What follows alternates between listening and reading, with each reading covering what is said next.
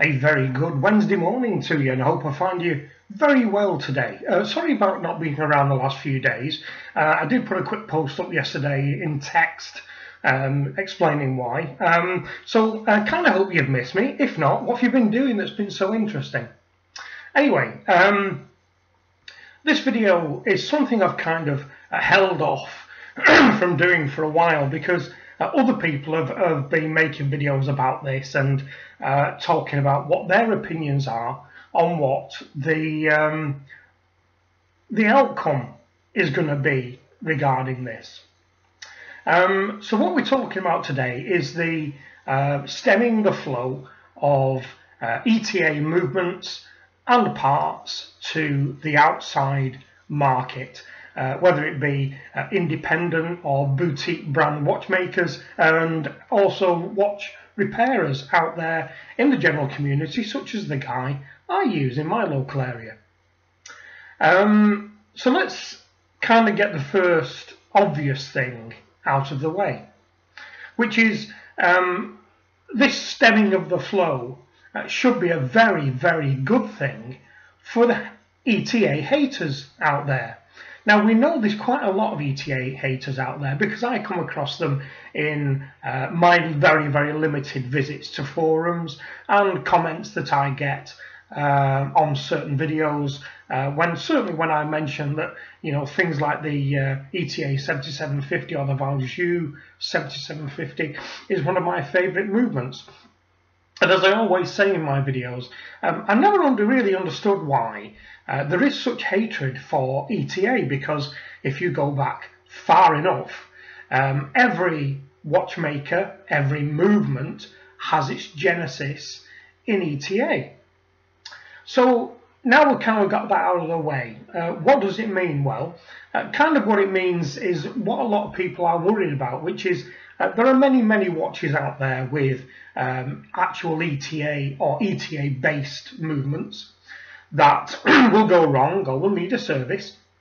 And instead of putting them into an AD and paying the absorbent charges that these people charge at, you know, £600–700 for a service, you, like me, will seek out a local, independent, experienced watchmaker and repairer who will do a service for you for maybe £100 or £150, $200 maybe. Now, what happens when all these parts dry up is, of course, is that you and I and anybody else who uses an independent will not be able to take that route. You will either A, have to seek somebody else out, B, have to actually go through an AD, or C, worst of all, not have your watch serviced or indeed repaired should anything go wrong. So kind of that's the real downside of what the Swatch Group are doing. But it's not unexpected what the Swatch Group are doing, because why shouldn't they do this? They bought ETA for a reason, and the reason was that they knew that most watches out there used ETA movements and ETA parts, and they thought that would be another route, which it has been, for making more profit under the umbrella of Swatch. Now, any sensible businessman would agree that that's a very, very good strategy to make, and it was only a matter of time before Swatch said, right, all we're going to do is supply our own under the umbrella brands, which is exactly what they've decided, which is again a very, very sensible thing to do, because if you want to capture the market where repairs and replacement movements and manufacture of timepieces with ETA movements in, you'll of course only supply them to the brands that you own. So where does this leave us? Well, kind of, in my view, at this point in time, it doesn't leave us in a particularly bad situation, because there is not only ETA out there, of course. There are the companies who do their own in-house movements. There are more and more of their prestige brands now that are doing their own variants on ETA movements, or actually stripping them right back and rebuilding them in their image, as it were. So you've got in-house movements as well. But more importantly, what you've got are the more established makers that have been there for many, many years, that have been overshadowed by ETA. People like Unitas, Solita, Tianjin Seagull. Now, don't laugh. Seagull movements I found to be very, very good, very, very accurate and extremely robust. In fact, I am today sporting my Parnis Big Pilot, which is a gorgeous watch, and inside there, ticking away quite merrily, is the Seagull movement. Absolutely brilliant, and nothing wrong with the Seagull movement. It is a great workhorse movement. Vostok. We all know that Vostok have got a lot of traction, certainly the Amphibia, over the last, 12, 18 months. As you know, not my cup of tea, a little bit agricultural for me, and a little bit bling, a little bit highly polished. I know bling and Vostok kind of don't go together, but I hope you get what I mean there. They're a bit highly polished and a bit shiny for me. Now, the other company that are diversifying right now so that they don't become dependent on ETA, or indeed anybody else, are Christopher Ward. Christopher Ward, for those who don't know, a UK-based maker. Over the last 2 months or so, Guido has done a couple of really great videos about his Christopher Ward tridents that he's bought, the 39mm. Absolutely lovely watches and a great company to deal with. When times were really, really bad, I got into a conversation with Christopher, talking about what I was aiming to buy when things got better. And he was kind enough to exchange a few emails with me, send me details about his up and coming models, and said that, when times were better, he'd be more than happy to put something forward as far as ideas, what I could actually do as far as tailoring what he had in his stock line to what I've been looking at.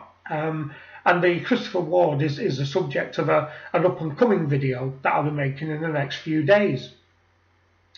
I think the problem that you've got here is that this is never going to change, because when Swatch decided to only supply their own umbrella companies, the Industry Competition Authority, an organisation called COMCO, when the case was taken to them by means of other manufacturers, basically saying, Swatch can't do this because that's going to stem our production flow, COMCO ruled fairly and squarely in favour of Swatch, because it is one of their companies, therefore they can do anything they wish. So there's nothing we can actually do there. So where do I see this going, and what do I hope will be the result of this? Well, I kind of try not to look on the dark side of this, like maybe a lot of people are doing at the moment. What I actually hope will happen from this is evolution. When things change and other options have to be found, other routes have to be taken, then development and evolution comes into place. So that's where I kind of see this going, is that what will happen now, certainly over the next 12 months, as we see the stock levels of full movements and parts dwindling away, I think what will happen is, bear with me on this, because it's like everything else in this world right now, we will see more and more high quality Chinese clones, Asian clones coming out into the marketplace. Now, we're not talking about the kind of movements here that are in the, £120, $150, $200 replicas. What we're talking about here are high quality, high beat, well engineered movements which will be used as an option to those manufacturers who maybe can't afford to go to the more established makers, people such as Unitas and Selita, for instance. So I think that's what will happen, and I think that is potentially a good thing, because once that evolution starts, that again will fire up the competition in the business.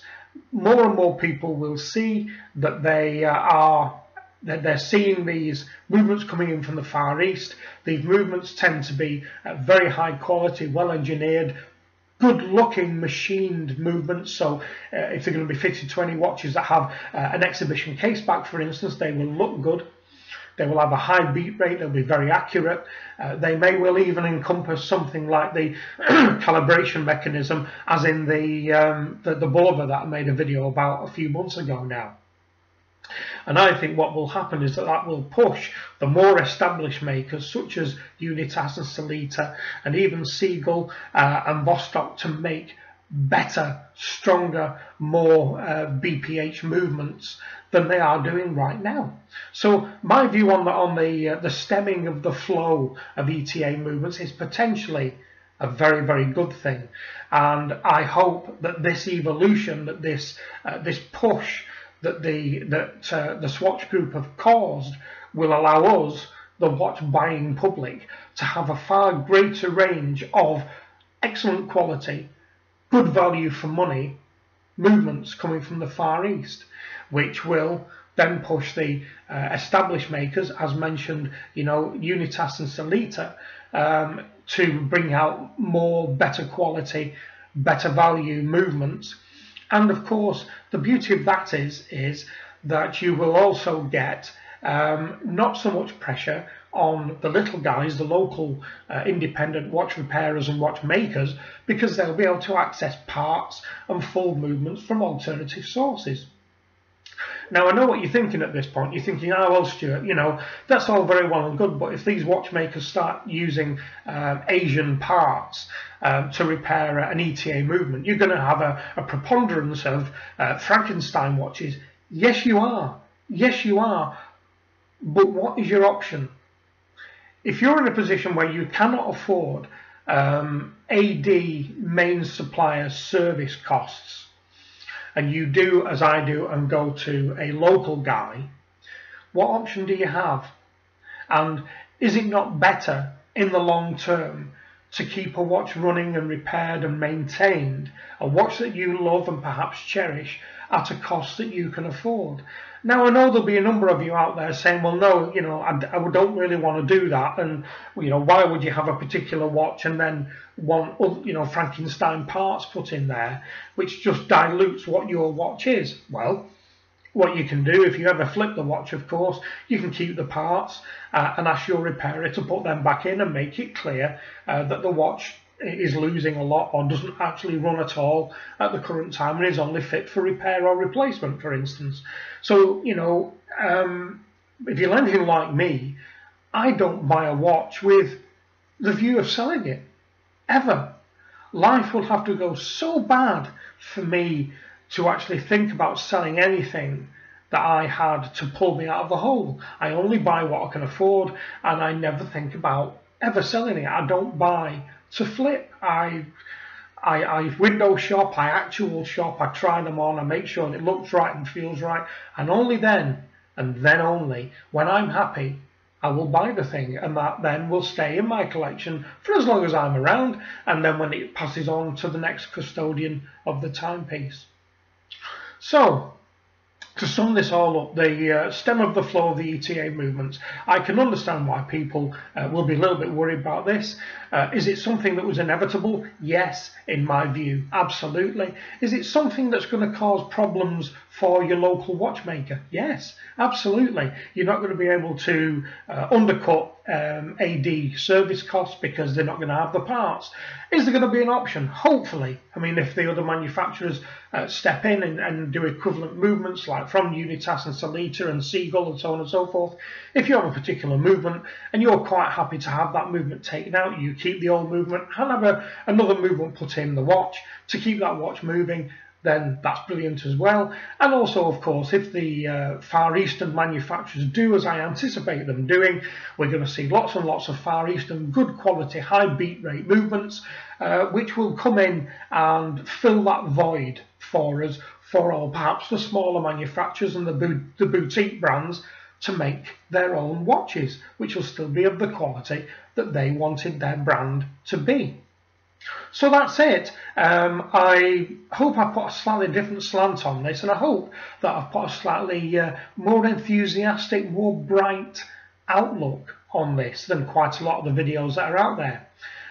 So that's it for this one. As always, give me your thoughts on this, your answers to this. Is there an answer to this? Is what I've been saying complete and utter nonsense? And if you think it is, tell me for why.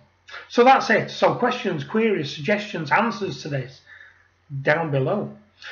Suggestions for this kind of nonsense, down below. Thank you very much indeed as well for all my new subscribers that have arrived over the last 2 or 3 days. I think we're up to 333 now. It's boding well for the 500 by the end of the year. Thank you very much indeed, people. I think I've got back to you all, and if I haven't, I will do in the next couple of days. I think that's it for this one. If you've enjoyed this particular video, give it a thumbs up. And if you're liking what you've seen and you're wondering, do I do anything else? Yes, I do. I've got quite a lot of videos on a whole range of subjects of complete nonsense that fertles its way through my brain every day of the week. So have a look there and see if there's anything. And if you feel you're liking what you're seeing, press that subscribe button, which I think is down here somewhere. I can never remember. It might be down here somewhere. Who knows? I don't know. A little box. You'll see it. So that's it for now, folks. And I shall speak to you again soon. Bye-bye.